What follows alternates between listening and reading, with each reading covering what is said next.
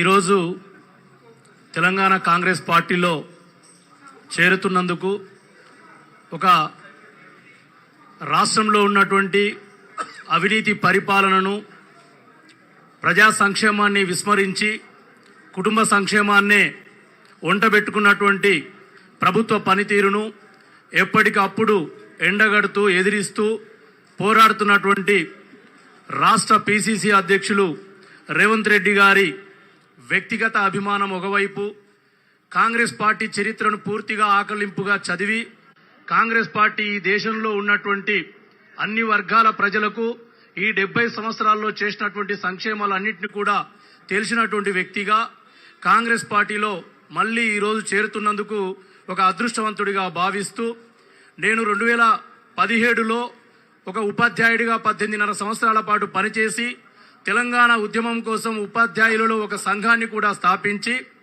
ఈ పరిపాలనను ఎదిరించాలని, ఉపాధ్యాయులకు ఉద్యోగులకు రావాల్సినటువంటి సంక్షేమాలైతేనేమి వారి హక్కులన్నింటినీ కూడా కాపాడాలనే సంకల్పంతో ఆ రోజు ఉపాధ్యాయ ఎమ్మెల్సీగా పోటీ చేసి ఓడిపోయిన తర్వాత కూడా నేను మొట్టమొదట కడప తొక్కింది రేవంత్ రెడ్డి అన్న గారి దగ్గరికే. అన్నకు ధ్యాసకుందో లేదో, నేను ఆ రోజు వారి కడప తొక్కినప్పుడు కార్తిక్ రెడ్డి గారు వారు ఉన్నప్పుడు ఖచ్చితంగా కాంగ్రెస్ పార్టీలో చేరు హర్ష, మంచి లైఫ్ ఉంటుందని చెప్పడమే కాకుండా నేను సంఘాన్ని స్థాపించిన 2011లో కూడా నాకు ఆర్థికంగా అయితేనేమి మానసికంగా అయితేనేమి మా అంగబలాన్ని కూడా సమకూర్చినటువంటి ఏకైక నాయకుడు రేవంత్ రెడ్డి గారు. ఆ రోజు నుంచి ఈ రోజు వరకు వ్యక్తిగతంగా వారి అభిమానిని, అదేవిధంగా కాంగ్రెస్ పార్టీ అంటే నాకు చాలా అదేవిధంగా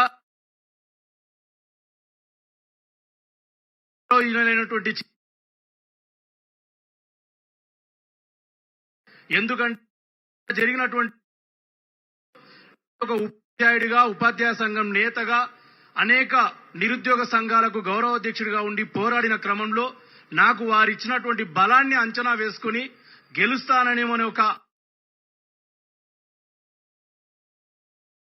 కాంగ్రెస్ పార్టీకి ఉండి పోటీ చేస్తే బాగుండదని రాజీనామా చేసిన రోజు కూడా ఇదే మీడియాలో చెప్పిన, గెలిచినా ఓడినా మళ్లీ కాంగ్రెస్ పార్టీ గాంధీ భవన్ మెట్ల మీద కాంగ్రెస్ పార్టీలోకి వస్తానని. అదే మాట నిలుపుకోవడానికే గత 6 నెలల నుంచి నేనంతకు నేను పిసిసి అధ్యక్షుడు వారి వెంటబడి, అన్నా మీ నాయకత్వంలో పనిచేస్తా, మీ పార్టీలో పనిచేస్తా అని ఇక్కడికి రావడం జరిగింది. పెద్దలు మల్లు రవి గారు అయితేనేమి, ఆ రోజు 2018లో చేరినప్పటి నుంచి ఇప్పటి వరకు సహకరిస్తున్న శివకుమార్ రెడ్డి గారు అయితేనేమి, గాంధీ భవన్ పెద్దలు అందరికి కూడా శిరస్సు వంచి నేను తప్పైతే మన్నించండి, ఖచ్చితంగా పార్టీ కోసం పనిచేస్తాను. అటు ఉద్యోగులైతేనేమి ఉపాధ్యాయులైతేనేమి ఈ రోజు 317 జీవో వల్ల 20 నుంచి 30 వేల మంది ఏ తెలంగాణ స్థానికత కోసం మనం తెలంగాణ సాధించుకున్నామో 610 జీవో అమలు కావడం లేదని, ముల్కీ నిబంధనలు అమలు కావడం లేదని 14F కోసం కొట్లాడి తెచ్చుకున్న తెలంగాణలో ఇవాళ స్థానికేతరులుగా మారిండ్రు. సిద్దిపేట నుంచి ములుగు జిల్లాకు 200 కిలోమీటర్ల దూరానికి వెళ్తుంటే ముఖ్యమంత్రి పట్టించుకోవడం లేదు. ఎవడో బీహారోడు ఈరోజు శాసిస్తున్నాడు ఈ రాష్ట్రాన్ని. ఈ రాష్ట్రంలో ఉన్నటువంటి ఉద్యోగులందరినీ కూడా చెట్టుకొకరిని పుట్టుకొకరిని బీహారోడు చేస్తుంటే తెలంగాణోడు కళ్ళు మూసుకొని ఫామ్ హౌస్ లో పండుకుంటున్నట్టు ఉదంతాన్ని అన్న రేవంత్ రెడ్డి గారు కరోనా పాజిటివ్ వచ్చినా కూడా ఎదిరించడం జరిగింది. ఈ 317 జీవో రద్దయ్యే వరకు కూడా మేం పోరాటం చేస్తామని, నేను పార్టీకి అన్ని విధాలుగా ఆ జీవోను పూర్తిగా తెలిసిన వ్యక్తిగా ఒక సైనికుడిలా పనిచేస్తానని ఇవాళ మొన్ననే బీజేపీ వాళ్ళు చెప్పిండ్రు. అక్క చెప్పింది ఇప్పుడు 1975లో వచ్చినటువంటి 371 అధికరణానికి అనుగుణంగానే 2018లో కూడా జోన్ల వ్యవస్థ రావడం జరిగింది. దానికి 124 జీవో తీసినటువంటి ప్రభుత్వం ఆ 124లో స్థానికత అనే పదం ఉంది. 371 ఆర్టికల్లో స్థానికత అనే పదం ఉంది. ఆ రెండింటి అనుబంధంగా వచ్చినటువంటి 317 జీవోలో స్థానికత లేదు. దాన్ని నిలదీయాల్సినటువంటి భారతీయ జనతా పార్టీ ఈరోజు మేము అధికారంలోకి వస్తే రద్దు చేస్తామంటుంది తప్ప రద్దు చేయడానికి మేము రాష్ట్రపతి దగ్గరికి వెళ్తామని ఎక్కడ చెప్పడం లేదు. కాబట్టి 2 పార్టీలు ఆడుతున్నటువంటి ఈ దోబూచులాటను ప్రశ్నిస్తూ అధ్యక్షుల వారి అనుమతితో రేపటి నుంచే ప్రజాక్షేత్రంలోకి అవి రౌండ్ టేబుళ్లు కావచ్చు, కోవిడ్ అనుమతులకు లోబడి అనేక సమావేశాలు నిర్వర్తించి ఉద్యోగులే కాదు నిరుద్యోగులు కూడా నష్టపోతా ఉన్నారన్న మా నారాయణపేట జిల్లా వెనుకబడినటువంటి జిల్లా 13 జిల్లాలున్నాయి. ఆసిఫాబాదు, ములుగు, మంచిర్యాల, నారాయణపేట, గద్వాల, జోగులాంబ, వనపర్తిలో కొంత ప్రాంతం, నాగర్ కర్నూలు జిల్లాలో అచ్చంపేట లాంటి ప్రాంతం కూడా ఉంది. ఇంకొకటే చెప్తా ఉన్న అధ్యక్షుల వారికి, అన్న మీ ప్రాంతమైనటువంటి, మీరు పుట్టినటువంటి ప్రాంతమైనటువంటి అచ్చంపేట ఏజెన్సీ ఏరియాల్లో రిక్రూట్మెంటే ఏజెన్సీ ప్రకారం జరిగింది. కానీ ఇవాళ ఏజెన్సీ ప్రాంత టీచర్లు, ఉద్యోగులు కూడా ప్లెయిన్ ఏరియాకు వెళ్ళబడతా ఉన్నారు. జీవోలో ఎక్కడా లేదు, వాళ్ళ రిక్రూట్మెంట్లో మాత్రం ఏజెన్సీ ఉంది. అదేవిధంగా ఉద్యోగ ఉపాధ్యాయులకు పిఆర్సీలు లేవు.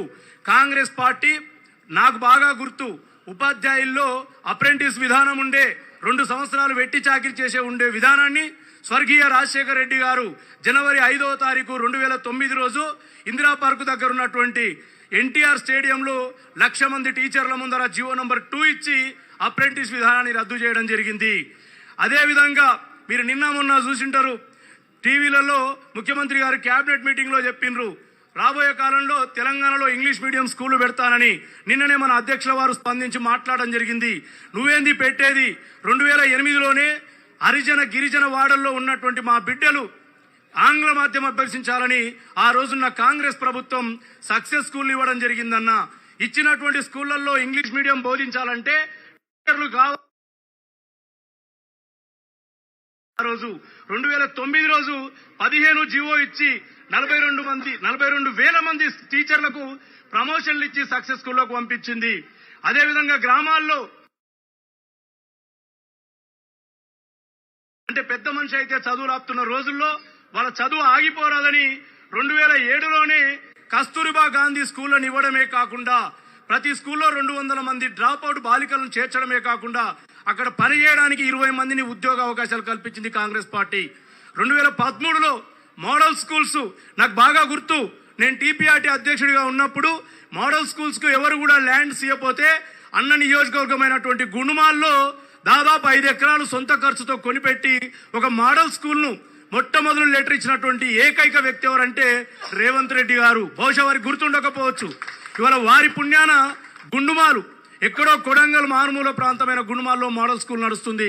194 స్కూళ్లు, 3,400 మంది ఉద్యోగులు అందులో పనిచేస్తుంది.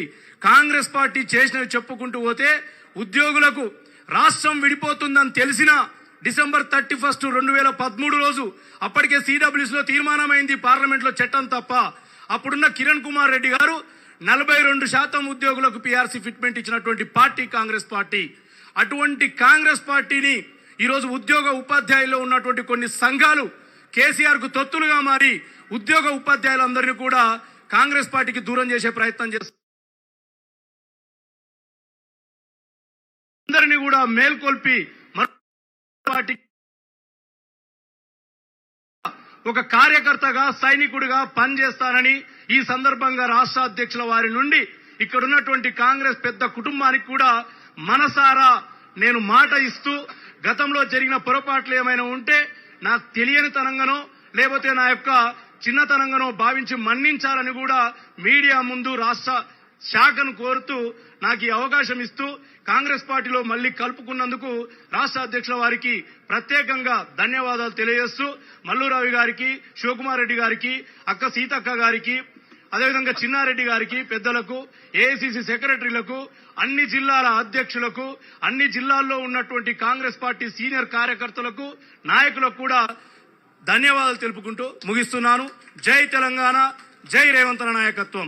హాయ్ ఫ్రెండ్స్, మా టుడే టుమారో యూట్యూబ్ ఛానల్ చూస్తున్నందుకు చాలా థ్యాంక్స్.